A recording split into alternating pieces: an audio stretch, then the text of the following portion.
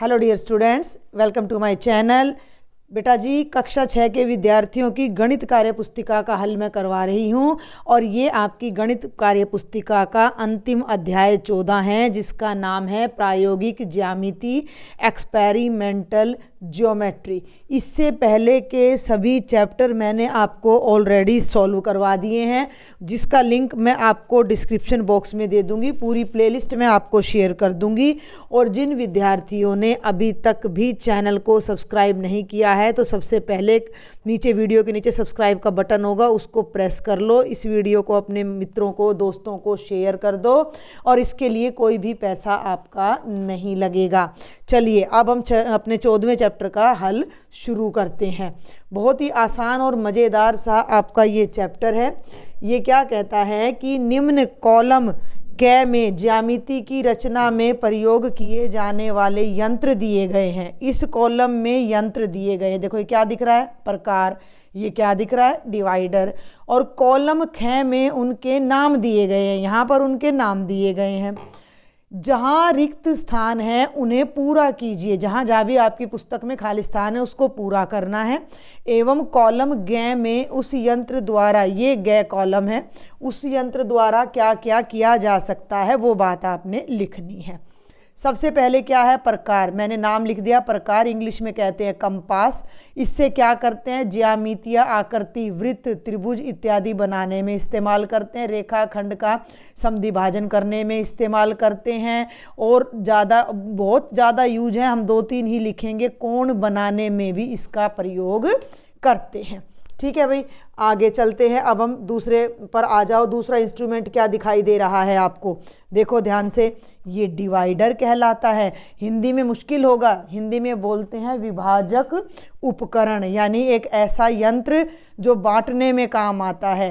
तो ये लंबाई चौड़ाई वगैरह को नापने में काम आता है भाई। जैसे मान लो मैंने यहाँ पर एक लाइन खींच दी, तो अब मैं डिवाइडर से इसको नापूंगी और इतना ही निशान यहाँ पर लगाकर 2 डॉट बना दूंगी, तो दूसरी लाइन में यहाँ पर अपनी खींच सकती हूँ। ठीक है, आप इसमें देखकर अपनी वर्कबुक में भर लेंगे। तीसरा है, इसको सेट स्क्वायर बोलते हैं। ये देखो मैं आपको दिखा रही हूँ, ये रहा सेट स्क्वायर।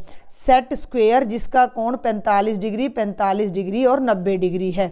आप इसको अगर इस तरीके से देखेंगे, मैं प्लेन कागज़ पर दिखाती हूँ। तो देखो बेटा, जब हम इसको प्लेन कागज़ पर रखते हैं तो ये वाला जो एंगल आपका बनता है, यहाँ पर देख लो 90 बन गया ना। तो ये दोनों बराबर होते हैं और दोनों ही 45-45 डिग्री के होते हैं। ठीक है, इसका प्रयोग लंबवत यानी कि परपेंडिकुलर लाइंस और समानांतर यानी पैरेलल लाइंस बनाने में काम आता है और कोण बनाने में काम आता है। और ये अगली आकृति भी सेट स्क्वायर है। कौन सा, ये वाला सेट स्क्वायर है, देख लो। ये भी एक कोण तो 90 का ही होगा। बिल्कुल इसी तरीके से हमारा एक कोण तो 90 डिग्री का बनेगा। एक कोण 90 का है, एक कोण इसमें 60 डिग्री का होता है, ये वाला। और ये छोटा है तो ये हमारा 30 डिग्री का होता है। तो ये मैंने लिख दिया है, जिसके कोण 30 डिग्री, 60 डिग्री, 90 डिग्री, इसका भी यही प्रयोग होता है। और ये हमारा फुटा होता है, हम सबको पता है। हिंदी में हम फुटा या पैमाना भी बोलते हैं, है ना। और इंग्लिश में रूलर बोलते हैं, जो कि लंबाई वगैरह मापने में प्रयोग होता है।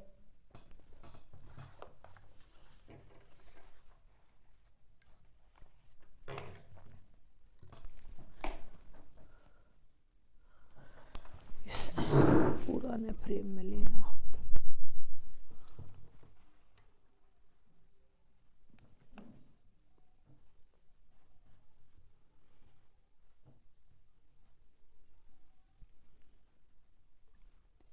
और ये है बच्चों प्रश्न संख्या 2। चांदे का, चांदा किसको बोलते हैं, डी को बोलते हैं, का प्रयोग करके कॉलम क में दिए गए कोणों को मापकर कॉलम ख में दिए गए कोणों से मिलान कीजिए।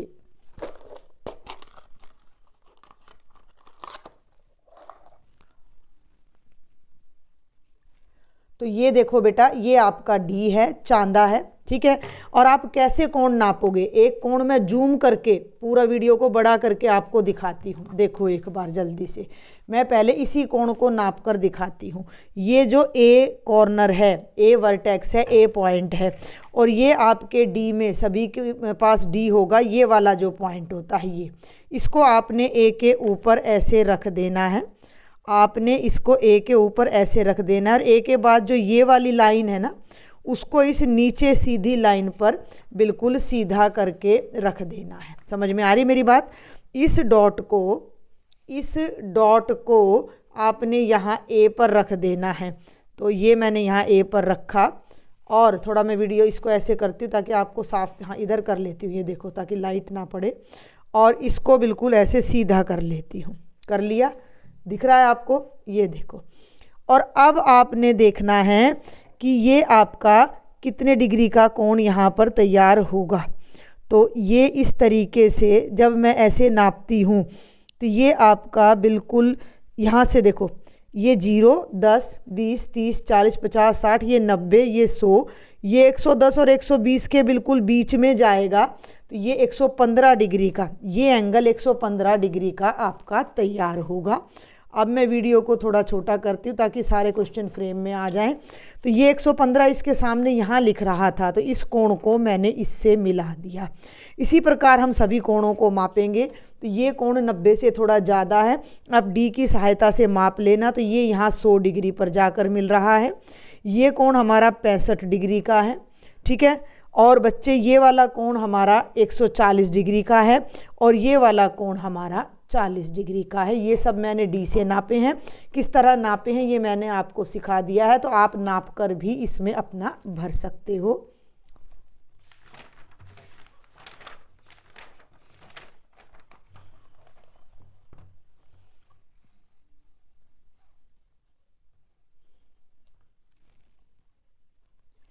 अब आ जाते हैं अपनी प्रश्न संख्या 3 पर। नीचे कुछ कोणों की प्रकार व पटरी में स्केल को पटरी बोला है हमने, जो रूलर लिखा था, पैमाना लिखा था, इसको आप लोग इंग्लिश में स्केल भी बोल सकते हो। जनरली सब लोग स्केल ही बोलते हैं, पटरी भी इसको बोल दिया जाता है, ठीक है। तो अब देखिए अपना ये वाला प्रश्न एक बार कि प्रकार और पटरी की सहायता से कोण बनाए गए हैं। चांदे का प्रयोग किए बिना इन कोणों के माप उनके नीचे लिखिए। तो बहुत ही सरल है, जब भी हम ऐसे एक चाप लगाते हैं और एक ही चाप लगती है तो वो 60 डिग्री का कोण बनता है। समझ में आ रही है मेरी बात? आपने बनाए होंगे प्रकार से कोण, तो जब आप ऐसे चाप लगाते हो और एक ही बार काटते हो तो 60 डिग्री का कोण बनता है। अब ये देखो, यही चाप यहाँ लग रही है, लेकिन यहाँ से लगी एक चाप और एक यहाँ से लगी, तो ये आपका 30 डिग्री का कोण है। ये बिल्कुल स्ट्रेट एंगल है, साफ दिखाई दे रहा है, 90 डिग्री का है। ये 60, ये दूसरी चाप लगते ही 60 दूनी देखो ये 60 डिग्री की चाप होती है, 60 दूनी 120, और ये 180, और ये 120 और 180 के बिल्कुल बीच में से जा रहा है। तो ये इन दोनों के जोड़ का आधा होगा, जो मैं यहाँ आपको करके दिखा देती हूँ। 120 और 180 को जोड़ोगे तो 300 आएगा, और 300 डिग्री को जब आधा करोगे तो आपका 150 डिग्री आएगा। तो ये कोण बच्चे आपका 150 डिग्री का है। अभी ये तो मैं यहाँ पहले ही बता चुकी हूँ। दूसरी चाप कितने डिग्री के कोण को दिखाती है? 120, तो ये कोण हो गया आपका 120 डिग्री का। और ये देखो, ये 90 का था, तो एक चाप तो देखो यहाँ से ऐसे जा रही है, और ये 0 है और ये 90 है, तो 0 और 90 का जोड़ 90 होगा, और 90 का आधा करोगे, ये आधा होता है ना, तो ये कितने डिग्री का कोण आ जाएगा? 45 डिग्री का। कोई भी दिक्कत हो तो आप मुझे कमेंट बॉक्स में लिखेंगे।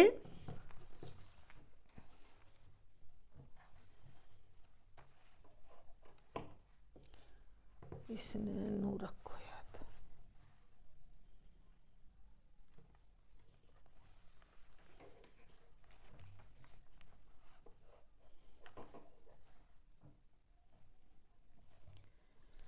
अब चलते हैं बेटा प्रश्न संख्या 4 पर। नीचे दिए गए चित्र में बिना प्रकार का उपयोग किए दोनों सेट स्क्वायरों की मदद से 135 डिग्री का कोण बनाया गया है। कैसे बनाया है? अब देखो, ये आपको सेट स्क्वायर की पकड़ होनी चाहिए सभी बच्चों को। ये मैंने प्लेन पेपर ले लिया, ये मैंने पहला सेट स्क्वायर ले लिया, और अभी हमारा दूसरा सेट स्क्वायर ले लेते हैं हम। कहाँ गया भाई सेट स्क्वायर मेरा? ये रहा।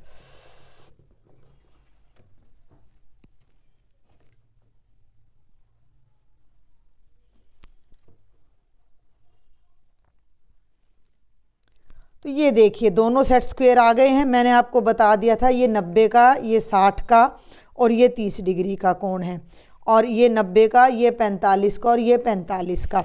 अब मैं अगर कागज़ पर एक लाइन खींच लूँ, है ना, और उस पर मैंने 135 डिग्री का कोण बनाना है, तो पहले मैं सेट स्क्वायर को इस पर सीधा रख दूँगी, बिल्कुल इस तरीके से, थोड़ा सा नीचे करते हुए। तो ये जो एंगल आएगा, ये जो एंगल आएगा, मैं पेन से ही बना रही हूँ, तो 90 आएगा। मुझे बनाना है 135 का, तो 135 में से 90 घटाऊंगी तो 45, या 90 में 45 जोड़ूंगी तो 135। तो 45 का कोण मुझे कहाँ से मिलेगा? इस पर से मिल जाएगा। समझ में आ रही है? तो यहाँ पर अब हम इसको अपने सेट स्क्वायर को इस तरीके से यहाँ रखेंगे, थोड़ा ऊपर करते हुए, ताकि इस लाइन के इस एज से ही मिल जाए। थोड़ा ऐसे करते हुए, दिख रहा है? थोड़ा ऐसे करते हुए हम इसको रखेंगे। तो ये जो कोण है, ये जो कोण है, ये कितने डिग्री का है? 45 का, और ये 90 का। तो ये पूरा 90 जमा 45 135 डिग्री का कोण हमारा तैयार हो जाता है, जो कि ये देखो इसने यहाँ पर बना रखा है। बिल्कुल इसी तरह बना रखा है जैसे मैंने बताया है। ये वाला सेट स्क्वायर सीधा रखा, और ये वाला सेट स्क्वायर इसके साथ इसने इस तरीके से अपना रख दिया, क्योंकि दोनों तरफ 45 है। तो जब मैं, ये देखो बच्चे, इस तरीके से, ठीक है, इस तरीके से दिख रहा है आपको। तो जब मैं यहाँ और यहाँ एक लाइन खींचूंगी तो ये पूरा एंगल 135 डिग्री का आएगा। तो अब ये कहता है कि इसी प्रकार सेट स्क्वायर की मदद से निम्न कोण बनाइए। एक तो आपने बनाना है 75 डिग्री का, तो पहले देखते हैं 75 का कैसे बने। 90, 60, 45,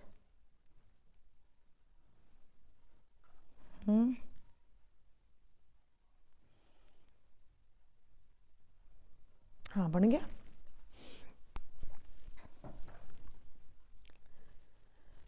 अब आपने ये अंदाज़ा लगाना है कि जो ये 75 डिग्री का कोण है, सेट स्क्वायर से मुझे कौन कौन से एंगल मिलते हैं? 90 मिलता है, 45 मिलता है, 30 मिलता है, और 60 डिग्री मिलता है। तो 75 इनमें से किन को जोड़ कर आएगा? तो 45 और 30 डिग्री को अगर मैं जोड़ती हूँ तो 45 और 30 का जोड़ बच्चे 75 बनता है। अब मेरी बात सुनो ध्यान से, ये 45 है, ये भी 45 है, और ये भी हमारा 45 है, और इनमें से हमारा जो बड़े वाला कोण है, जब ये 90 है तो ये मेरा 60 है, और ये मेरा 30 डिग्री है। फिर नाप ले, कदे गलत कर दे। ये 60 ही है। दिमाग तो सही है मेरा, आड़ टेढ़ में घुस के खराब हो रहा है। आप लोग चाहो तो अपने सेट स्क्वायर पे लिख भी सकते हो, है ना। ये वाला जो एंगल है ये 60 डिग्री है, ठीक है, और ये वाला जो एंगल है ये अपना 30 डिग्री है, और ये 45 है। तो जब हम इन दोनों को जोड़ेंगे, मैं आपको यहाँ पर पेन से ही बना देती हूँ। पहले मैं यहाँ एक स्ट्रेट लाइन वैसे ही ड्रॉ कर देती हूँ, ठीक है। अब मुझे 45 को और 30 को जोड़ना है।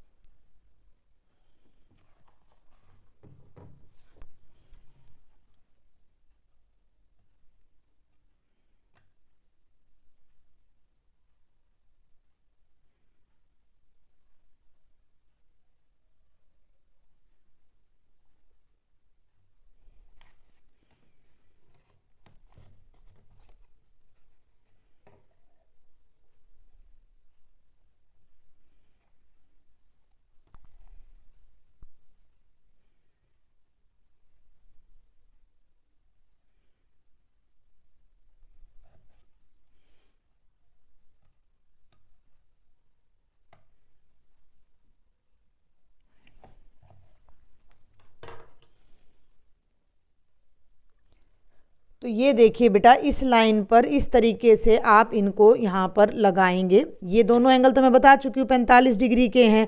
तो इस स्ट्रेट लाइन पर एक बार तो हम ऐसे अपना स्ट्रेट अपना सेट स्क्वायर रखेंगे और इस पर अब मुझे 30 डिग्री का कोण बनाना है। तो इस लाइन को जब मैं यहाँ इससे मिलाऊंगी, इस वाले सेट स्क्वायर से इसको मिलाऊंगी, तो ये अपना 30 डिग्री का आएगा। सुनना मेरी बात को ध्यान से। तो मैं यहाँ से तो एक लाइन अपनी खींचती हूँ, ठीक है, और एक लाइन यहाँ से खींची है। तो दोनों लाइंस जब आगे जाकर मिलेंगी तो हमारा जो एंगल तैयार होगा वो कितने डिग्री का तैयार हो जाएगा? वो हमारा एंगल 75 डिग्री का तैयार हो जाएगा। आप इसकी जांच डी की सहायता से भी कर सकते हो। देख लो, ये देख लो, बिल्कुल एग्जैक्ट 75 डिग्री का कोण हमारा जा रहा है। आप जूम करके भी मैंने आपको दिखा दिया है। ये लाइन बिल्कुल स्ट्रेट है, ये 70 है, ये 80 है और दोनों के बीच में ये वाला एंगल मेरा जा रहा है 75 डिग्री का। और अब मैंने बनाना है 120 डिग्री का। तो अब इन जोड़ों में फिर देखो 120 कहाँ से आएगा? तो 90 और 30 को जोड़ेंगे तो 120 डिग्री का एंगल आएगा। तो अब आपने 90 और 30 को जोड़ना है। तो फिर से आप एक स्ट्रेट लाइन ले लो, है ना, एक स्ट्रेट लाइन ले लो और ये 90 का तो इस पर तैयार हो गया एंगल। थोड़ा सा ना ये लाइन आगे बढ़ानी पड़ती है क्योंकि ये जो होते हैं इन पर यहाँ गोलाई होती है। तो इस गोलाई की वजह से स्ट्रेट लाइन ड्रॉ नहीं हो पाती है।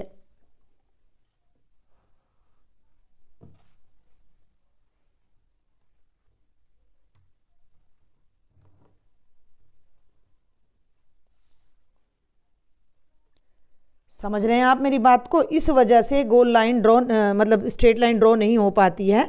तो थोड़ा सा हमने ऐसे गैप रखना होता है। तो ये तो हो गया 90 डिग्री का। जब मैं यहाँ एक लाइन खींचूंगी तो वो 90 का आएगा। और अब मुझे यहाँ खींचना है 30 डिग्री का एंगल।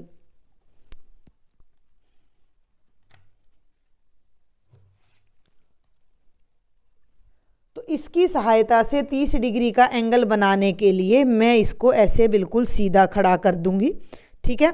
ये 90 का एंगल हो गया, ये 30 का हो गया और एक लाइन अब मैं यहाँ से ड्रॉ कर दूंगी। अब आप देख सकते हो ये दोनों लाइनें मिल नहीं रही हैं, तो दोनों को ही हम थोड़ा थोड़ा आगे बढ़ाएंगे और जहाँ पर ये मिलेंगी आप वहाँ पर डी की सहायता से वेरीफाई कर सकते हो, पड़ताल कर सकते हो, जांच कर सकते हो। देख लो अब आपका एंगल बिल्कुल एग्जैक्ट 120 डिग्री का बन गया है। तो ये हमें सेट स्क्वायर की सहायता से बनाना था, इसलिए मैंने इस क्वेश्चन के लिए आपको प्रैक्टिकल यहाँ पर करवाया है। क्लियर है? आगे बढ़ते हैं। अब आपको मैं उम्मीद करती हूँ समझ आया होगा। इसके अतिरिक्त और कौन कौन से कोण आप बना सकते हैं? तो 30, 45, 60, 90 और 105 डिग्री के कोण हम बना सकते हैं।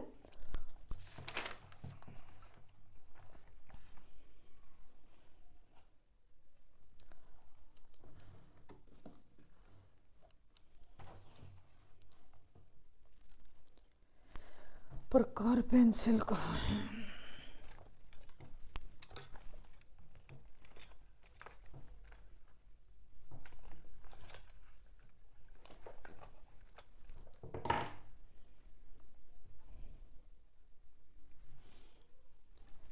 अब हम चलते हैं बेटा प्रश्न संख्या 5 पर। यह भी प्रैक्टिकल है जो मैं आपको करके दिखाऊंगी। रेखा ए बी पर पी बिंदु से लंब डालिए। ये रेखा ए बी है, ये पी बिंदु है। जिस भुजा पर लंब डाला जाता है वह उस भुजा से 90 डिग्री का कोण बनाता है। तो यहाँ से 90 डिग्री का कोण बनाती हुई लाइन खींचनी है सेट स्क्वायर की सहायता से। तो सेट स्क्वायर से तो बेहद आसान है। इस लाइन पर ऐसे सेट स्क्वायर को खड़ा कर दो। हो गया? इस लाइन पर ऐसे सेट स्क्वायर को पी बिंदु से मिलाते हुए सेट स्क्वायर को खड़ा कर दो। क्योंकि यहाँ पर गोलाई होती है तो हल्का सा सेट स्क्वायर को नीचे ले आओ और पेंसिल से या पेन से यहाँ पर एक लाइन खींच दो। तो ये लाइन का नाम अगर पी एम है तो ये यहाँ पर बिल्कुल लंबवत है और ये इसके साथ 90 डिग्री का कोण बना रही है। तो हो गया सेट स्क्वायर से। अब यही काम हमने प्रकार की सहायता से करना है कि ये पी बिंदु है और ये ए बी है। जो बच्चे ड्राइंग पढ़ते हैं उनको तो ये आता होगा। मैं बताती हूँ आप क्या करोगे। ये प्रकार पेंसिल लोगे, थोड़ा प्रकार को खोलोगे, P पर प्रकार को रखोगे और थोड़ा सा बढ़ाते हुए इस तरीके से आप एक चाप लगा दोगे AB पर। क्लियर हो गया। और अब यहाँ पर उतना ही खुला रखते हुए जितना प्रकार पहले खोला था, प्रकार को इस कॉर्नर पर रखेंगे, इस चाप के इस कॉर्नर पर, और एक चाप और लगा देंगे। दिख रहा है आपको। फिर इस कॉर्नर पर रखेंगे चाप के और एक चाप और यहाँ लगा देंगे। तो ये जो पॉइंट होगा इसको जब मैं P से मिलाऊंगी, मान लो इस पॉइंट का नाम M है या X है, जो भी है, तो जब मैं इसको P से मिलाऊंगी तो ये देख लो बिल्कुल सीधा आ रहा है, ये इस पर लंबवत है, ये यहाँ पर लंब बन गया। P से AB रेखा पर प्रकार की सहायता से लंब डाल दिया और उससे पहले मैंने सेट स्क्वायर की सहायता से आपको बता दिया। और दोनों स्थितियों में लंब की रचना कैसे की वो लिख दो। तो सेट स्क्वायर को AB रेखा पर रखकर P बिंदु से मिलाया और सेट स्क्वायर के साथ साथ लाइन खींच दी जो AB पर लंब होगी।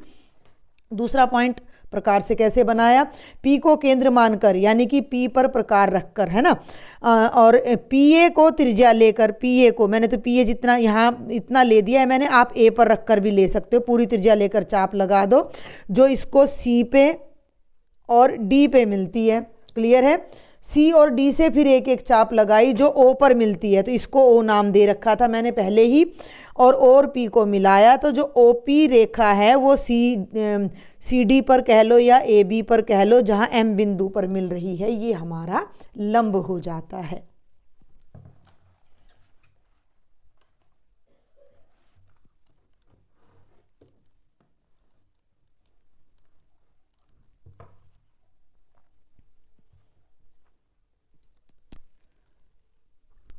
अब देखते हैं प्रश्न संख्या 6। साक्षी ने एक रेखाखंड खींचा और निम्न की रचना है कि उसने सबसे पहले एक लाइन ली, ये सब साक्षी ने कर रखा है, मैंने नहीं किया। उसने यहाँ पर प्रकार रखकर ये दो चाप लगाई, मैं सिर्फ आपको बता रही हूँ। फिर उसने देखो ये दिखा रखा है डार्क डार्क ना, फिर यहाँ पर प्रकार रखकर दो चाप और लगाई और इन दोनों चाप को आपस में मिला दिया जो M पर मिल गया।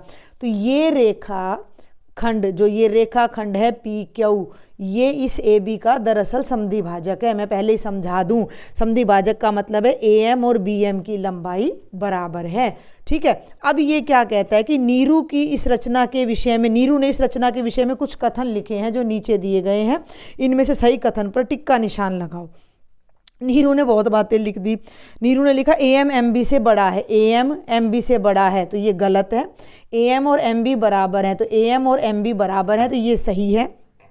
कोण AMP, ध्यान देना, AMP का मतलब होता है बच्चे A से शुरू करो, M तक जाओ और P की तरफ जाओ, तो ये वाला एंगल और BMP और ये वाला एंगल दोनों बराबर है, तो हाँ ये बात भी बिल्कुल सही है। AM AB बटा 2 है, यानी जो AM की लंबाई है वो इस AB का आधा है, तो ये भी बिल्कुल सही है। PQ रेखाखंड AB को 4 भागों में बांटता है, बिल्कुल नहीं बांट रहा। देखो ये दो निशान भी मैंने लगा रखे हैं, कहीं आप सोचो कि ये पहले से लगे हुए हैं। PQ AB को केवल 2 भागों में बांटता है, 4 में नहीं बांटता, गलत कह रहा है ये।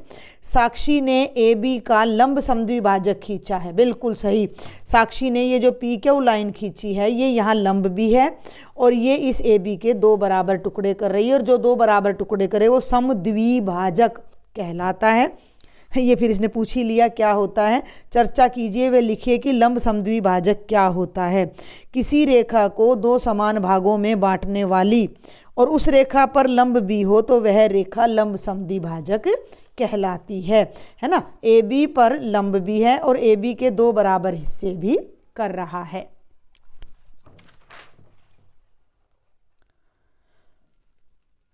और ये है बच्चे इस कार्य पुस्तिका का भी अंतिम पृष्ठ है, इस चैप्टर का भी अंतिम पृष्ठ है, और पूरी कार्य पुस्तिका का हल मैं आप बच्चों को बता दूं जिनको ना पता हो, उड़ान की भी पूरी कार्य पुस्तिका का हल मेरे चैनल पर है। और इस कार्य पुस्तिका का ये अंतिम पार्ट था जो कि मैंने आपको आज करा दिया है। तो इन दोनों का हल मेरे चैनल पर अवेलेबल है जिसकी आप मदद ले सकते हो। पहले आपने खुद करने होते हैं, फिर आप मदद लिया करो, ठीक है। दिए गए चित्रों में कोणों को 2 भागों में बांटा गया है। 3 चित्र बने हुए हैं, इस कोण के भी 2 भाग करे हैं, एक ये एक ये एक ये एक ये एक ये एक ये। कोणों को नाप कर बताइए कि कौन से चित्र में कोण सही समद्विभाजित हैं। किसके अंदर कोण के दो बराबर टुकड़े हो रहे हैं, ये आपने बताना है। तो यहाँ देखो ना, ये ऊपर वाला और ये नीचे वाला, मैंने डी से नापा भी था, आप भी नाप लेना। ऊपर छोटा है नीचे बड़ा है, तो इसमें नहीं हो रहे टुकड़े बराबर, इसमें भी नहीं हो रहे। ऊपर वाला छोटा है नीचे वाला काफ़ी बड़ा है, तो दूर से ही दिख रहा है कि ये वाला कोण तो बहुत ही ज़्यादा बड़ा है और ये बहुत छोटा है, तो ये भी बराबर हिस्से नहीं हो रहे। और यहाँ भी आप देख सकते हो कि ये हिस्सा छोटा है और ये चाप बड़ी है, तो ये भी किसी में भी कोणों के बराबर हिस्से नहीं हो रहे। मुझे ऐसा लगता है कि बुक वाले ने कहीं मिस प्रिंट कर दिया है, शायद ये वाला जो है वो थोड़ा ऐसे जाता तो ये समद्वि भाजक हो सकता था।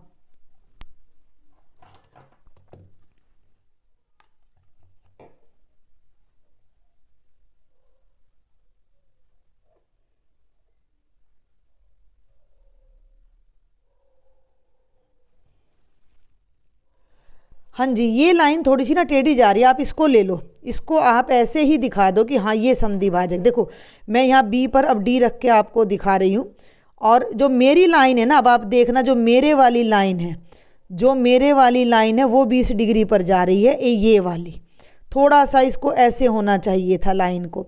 और इसी लाइन पर, मेरे वाली लाइन पर जब मैं दोबारा डी रखती हूँ, ये देखो इस लाइन पर, तो ये वाला एंगल भी आपका लगभग 20 आता है। तो इसको आप कह सकते हो कि ये समद्विभाजित हो रहा है। बाकी ये दोनों तो बिल्कुल भी समद्विभाजित नहीं हो रहे हैं। और ये अंतिम प्रश्न है, रेखा ए बी के बराबर रेखा सी डी खींचनी है। भाई ए बी कोई लाइन है, मान लो मैं यहीं पर ले लूँ कि भैया ये कोई लाइन है और जिसका नाम है ए बी, जिसका नाम है ए बी, ठीक है। अब इसके बराबर एक और लाइन खींचने जिसका नाम सी डी रखना है। हेमू ने स्केल से बनाया जबकि नीरा ने प्रकार से। बताइए किसकी रचना ज़्यादा सटीक होगी और क्यों? भाई प्रकार से सही खींचेगी या फुटे से यानी कि स्केल से। अगर सही तरीके से मापकर रेखा सी डी खींची जाती है तो दोनों ही रचना सटीक होंगी। प्रकार से मापने के बाद अगर उसे भूलवश छोटा या बड़ा कर दिया जाए तो माप गलत हो सकता है। देखो जैसे मैंने अब ये नापा है ना, और इतना नाप के और मैंने यहाँ और एक आर के यहाँ लगा दी, यहाँ मैंने प्रकार का निशान लगा दिया, ठीक है। पता नहीं आपको दिख रहा है कि नहीं दिख रहा है। तो ये मैंने यहाँ पर इस लाइन को खींच दिया प्रकार से, जिसका नाम मैंने रख दिया सी डी। और इसी को मैं चाहूँ तो अपना फुटे से भी खींच सकती हूँ। फुटे से ये आ रहा है कोई 3.2-2.5 के आसपास, और यहाँ से भी देखोगे तो 3.2-2.5 के, क्योंकि पेन थोड़ा आगे चला गया, यहाँ तक आना था। तो आप इस तरह से इस कारण को यहाँ पर लिख सकते हो। तो बेटा ये था आपका 14वां चैप्टर। पूरी वर्कबुक। वीडियो पसंद आए तो लाइक ज़रूर करना, ज़्यादा से ज़्यादा बच्चों को शेयर करो, चैनल के बारे में बताओ, और चैनल सब्सक्राइब नहीं किया है तो कर लो, क्योंकि इसका कोई भी पैसा आपका नहीं लगता है। Thank you.